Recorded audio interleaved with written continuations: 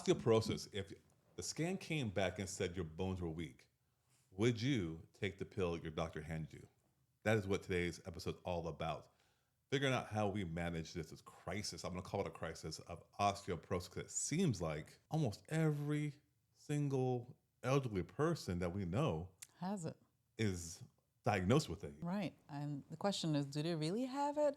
And also, can you explain to everyone what is Everyone has a general idea of what osteoporosis is because you're someone that has it, right? And what causes it? And one of the things is, I question is like whether or not we truly have it or people have it 100% because it's based upon this scan that was developed with an arbitrary number, looks at it and says, oh my gosh, let's go ahead and kind of narrow the range or lower the range. And because you had a lower range, now you may have osteopenia, which is a condition that leads to osteoporosis perhaps, or you have osteoporosis, all based upon some simple number that this new technology that was developed in the back of the boardroom, I forget where it was, said, hey, let's offer it, and then let's do some diagnostic criteria to say, hey, oh my gosh, it looks like your bones are getting weaker, but we have this new medicine that we can actually deliver based upon the scan. Wow, that's sad. And truth be told, a lot of women are affected by osteoporosis more so than men. Yeah. And it makes you wonder, do they compare the bones of a 30 or 40-year-old to a person that's in their 70s, 60s, 70s, 80s? Right. And I'm not saying men don't have it either. Men do have it, but it's more prevalent with women. Right. What if osteoporosis is more of a natural trend as you get older? Because if you think about women, who it mainly pertains to, it seems like, right? Bones got to be a little bit stronger as they go through their fertile age, the modern age. Right, because your body has to develop and carry a human being. It needs to be strong and needs to be pliable as you give birth, right? And as women get older, they're no longer in those childbearing years. Why are woman bones weaker? Like you said, is it supposed to be Right. a little bit weaker? Do they compare it to men and women? You can't compare them. No. It's a different story. I think when you think about it, it's just really comparing. Women. Because I don't really hear too many Men with that, right? osteoporosis. I hear a lot of women Yes. who told that they have weak bones and they have osteopenia or they have full-blown osteoporosis and they're put on this medication and they still end up having fractures. That's such a good point. I actually wrote down some numbers here by doing some research because as I became a certified health educator under Pam Popper, the Wellness Forum, it took me 3 years, almost as much time as I went to dental school to obtain it. And we look heavily into these studies and try to figure out what's really going on here. Is the conventional way, the medicine way, the best way, or is there a different way? And you're so right, because if we stay where we're at, we're kind of like, well, it's kind of genetic. It's kind of because we age. That's not the case. And so do we keep believing that and go down the same path and look into these medicines? Because these medicines are actually kind of crazy to think about. You're putting the chemical in your body. Think about that one. It's a complete chemical. So here's this. So one of the big ones is, I got it here. Fosamax is... That's a common one that people take. It's a common one. There's a 2.1% fracture decrease. All right. Just 2% decrease in fracture rates. In fracture Got rates. it. In the placebo group, or I'm sorry, 2.1% who were taking Fosamax had a fracture. Gotcha. In the placebo group, 3.8% had a fracture. Follow me? So it's not you that weren't much taking different. Fosamax. Right. So it wasn't that much of a difference. 1.7%. So you have a 1.7% decrease of not having a fracture. That's so basically I Not have like even 98% 30%. chance of not getting one. Not even 30%. But so here's how they market it though, because that is the absolute difference. You start talking about our effectiveness. So you're talking about the relative effectiveness. It's getting complicated. I don't want to get too complicated. That it's marketed as 44% decrease. Oh, wow. How did they do that? Well, that's because it's math numbers, right? You can take the difference. They adjust the numbers. 3.1 divided by 3.8 is 44%. So really, 59 out of 60 women have to benefit from taking Fosamax. Wow. So if that's not the cure, what can be done? That's the question, right? Right. I mean, because that number on that scan, what happens if that medicine perhaps is making your bones weaker by the true mechanism of it all? How the scan works. Yes. That I feel like There's very few medications that actually do a good job, and the benefits outweigh the risks. But in that sense, I don't know if I agree with that one. That's just my personal opinion. Well, that's the beautiful thing of how I had this patient today. I said, hey, here's the deal. She's in pain. I said, option A, option B. What works best for you? So do you think I need it? Here's the deal. You probably don't need it based upon this. It all depends upon what you feel is best for you. She goes, thank you so much for just being honest with me and letting me know the truth behind it all. I said, well, absolutely, because it's all about being informed, which a lot of times you would never hear those numbers anywhere else. No. Doctors just want compliance because they have to move on to the next patient. Yeah. Yeah. What if it's not natural? I mean, there are things that can be done diet and lifestyle. Yes, absolutely. Everything always boils down to diet and lifestyle. Everything. There's no way around it. There's no chemical that you can put in your body that will fix anything. Yeah, and mechanism. It's simple. Your body, your bones lose the thickness or the toughness, if you will, the density, because it's a buffer. Calcium leaves the bones to buffer the body. It buffers an acid state because body and acid state will just completely go haywire and bad things will happen. So a lot of people are in an acid state. What brings them to that acid state? What you eat and what you drink. Surprise. And it's very, very, it's a pattern so easy to see. It's just a question of whether or not that pain that people experience of going down that road want to change their belief when it comes around food. No, like this. Anything more animal based is going to produce more acidic effects. Yes, acidic environments. Yes. And why? Because the protein has more of a sulfide component to it that produces sulfuric acid, which makes your body a little more acidosis. Then your body grabs the calcium out of the bones and eat that year after year. 3 meals a day. Yep, because the doctors and all these hacks that they're talking about protein. Prioritize protein. And women are told in their perimenopausal and menopausal years to prioritize protein. Yeah.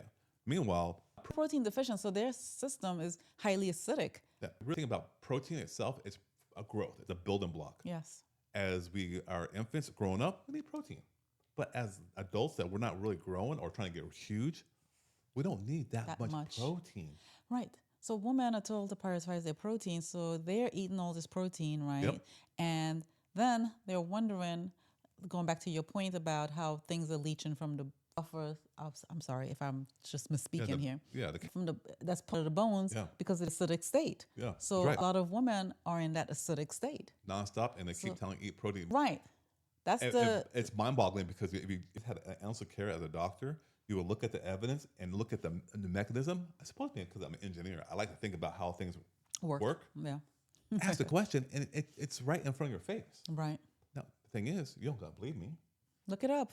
You can look it up, but look, you're looking it up. But yeah, it's a hard thing because everybody loves their meat, their wings, their turkey, whatever it may be. It's really hard to give up. It is hard, and if you have the messaging out there that eat protein, you're gonna gorge on it because you're being told to eat this thing, and next thing you know, you have a highly acidic environment, and then next thing you know, starting to become weaker, and especially if you don't do a couple other things, as we're going to talk about. Yeah, well, we can talk about physical activity. Yes, that's one thing you got to do. Yes, sunlight, but I think when we're talking about the food components, instead of coming down the whole protein avenue. You a list of 10 foods that I'll just kind of what you gave me and kind of go upon it since you're the expert there. And so basically it's getting all the nutrients you need from nature. Yes. Right. The first you gave me was leafy greens. Yes.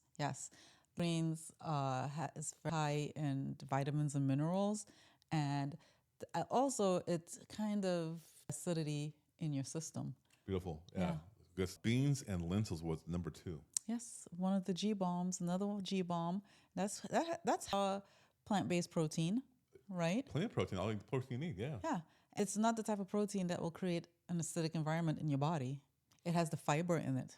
Boom, yeah, you have the protein of that, the sulfide. Yes, and the fat. Yeah. Sweet potato, which we ate the Japanese sweet potato last night. Phenomenal. I felt the power rush. Yes, I normally buy the sweet potatoes, but this time I picked up the Japanese one, and or the purple one. We normally eat the purple one, and I finally saw it, the Japanese one, and I said, yes, it's in stock. And Awesome. we're able to convince the girls to eat it, and they love it. They loved it as well. Yes, yes, but it has the starches you need, right? The carbohydrates, Yep. the fiber, Yep. everything you need, and it keeps you satiated. Yep. And no acid production. Number 4, figs and prunes. That's more of a call it. That is more of a, I can't think of the word. I don't want to say laxative. More. That's more. That's highly. That has more fiber in it, which is good. And if you want to add it to, I don't know, a smoothie or something like that, it adds a Yeah. little sweetness to it. So Well, that's the whole thing. Yeah. I mean, it's a lot of sugar in them. yes, Carbohydrates, bad. Great, because it has all the fiber in them. It's a perfect way to kind of to get a little sweet little sensation. And actually produce a basic environment. yeah. Number 5. Sesame seeds, which is part of the nuts and seeds, which is part of the G bombs, right? Seeds are very important. Those powerhouses give you the protein you need. Protein and a little bit of fat as well. And a little bit of fat, good fat, quality fat. Yeah, don't need a lot of fat. No. Now, that's part of the problem is the fat and lack of fiber in Yes. the diet. Yes. Number 6, tofu and tempeh. Which is fermented. The tofu is fermented, not the tofu, sorry. The tempeh is fermented, and the tofu has protein in it again. All these things have protein. Everything basically has protein, and Yeah. some have fiber than others. But soybeans are so protective, especially for women's health. Very protective. And that is one of the lies that are out there that people believe. Yes, can't have Soy, no, it's actually the way that it works. It's very, very. Yeah, they generalize in all soy though, because you have the soy products that's in products such as soy lectin and soy whatever. Yes. All those other things. Those are the soys you stay away from. Yeah. Our favorite. Number 7 is broccoli. Broccoli, it has protein in it and fiber. Everything has protein and fiber. Yeah.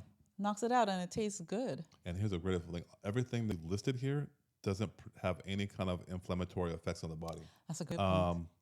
Number 8, any kind of citrus foods. I mean, the polyphenols, I would imagine. Yeah, so lemons, limes, kiwis, that's high in fiber. And the vitamin C. Yep. Yeah, which, I should take the vitamin C pill. If you can't have access to any fruits and vegetables, then obviously you go that route. But if you can access it in food, that is the way to go. Because your body knows how to pull out the fiber and it gets what it needs, and whatever it doesn't need goes out.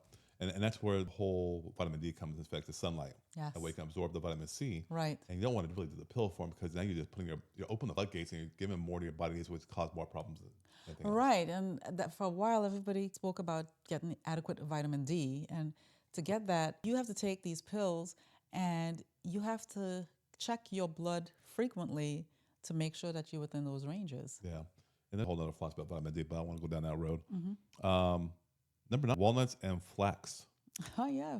Flax. We always try to incorporate flax seeds wherever we can. And number 10 is oats. Have the beta glucans in it, which is really good for the body, just like mushrooms do too. And those pack with fiber, it helps balance cholesterol, and it has the right amount of fat and fiber in there in the oats. Well, I think that like we said, is that at the end of the day, it all comes down. Health comes from your plate, and everything that you listed there has the right amount of proteins, carbohydrates, fats included, and all. And so when you provide your with the proper nutrition, it allows it to thrive, including reversing and even start to remineralize the bones properly. Yes, and you need time too, right? It's not going to happen overnight. No. You need to be patient with yourself, and if you're eating properly, fueling your body right, getting the sunlight, getting good sleep, getting right, the bones like a little bit of, a little bit, and you and like mentally in a good state. Yeah, your bone live. It's meant to live for a long time. Yeah, and then you throw on the bad medicines, and then next thing you know, a little bit weaker, and now you have hip fractures. And at the end of the day, because I'm confident in that knowledge and belief, I will not be taking any kind of pill, and I know for a fact I won't be getting any osteoporosis. That's simple. The other day I was running down the steps and your father was behind me, and I just ran down real fast. Yeah. He stood at the top of the steps. He's like amazed. He said, "Wow, you go down those steps fast." Yeah. The other day as well, like, "Whoa, you move fast." I gotta move fast when I want to move fast. Yeah, so strong. So that's the deal when it comes to osteoporosis. I hope that you find that really helpful. If you made this far, that means you are a part of the crew. So go over to Instagram at Dr. Taj Haynes HQ and just drop me a little note. Say, hey, loved it. That'd be really amazing if you were to do that. Yeah. Yeah. Anything else? That's it. Until next time, be well. All right. You take care.